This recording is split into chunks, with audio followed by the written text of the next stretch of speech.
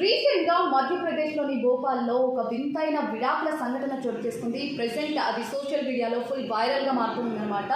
So జనరల్గా భార్య భర్తలు ఎందుకు విడాకులు తీసుకోవాలని అనుకుంటారు? ఇద్దరికి మధ్య మ్యూచువల్ అండర్స్టాండింగ్ లేకపోతే ఒకరి మీద ఒకరికి ప్రేమ విడాకులు తీసుకుంటూ ఉంటారు కదా.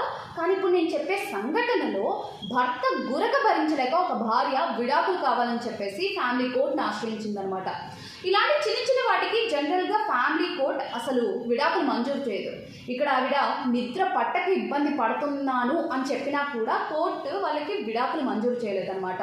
ఇక్కడ ఇంకొక ఆశ్చర్యకరమైన విషయం ఏంటంటే, సో తన భర్త గురక సమస్య తప్ప తన ఫ్యామిలీ మెంబర్స్తో ఎలాంటి సమస్య లేదు అని చెప్పేసి ఆ మహిళ చెప్పింది. మరి అది చెప్తే ఎవరైనా ఊరుకుంటారా? సో వాళ్ళిద్దరికీ కూడా నిపుణులు కౌన్సిలింగ్ ఇప్పించి ఒక 3 నెలల పాటు ఇద్దరు వేరువేరుగా ఉండాలని చెప్పేసి సూచించిందనమాట.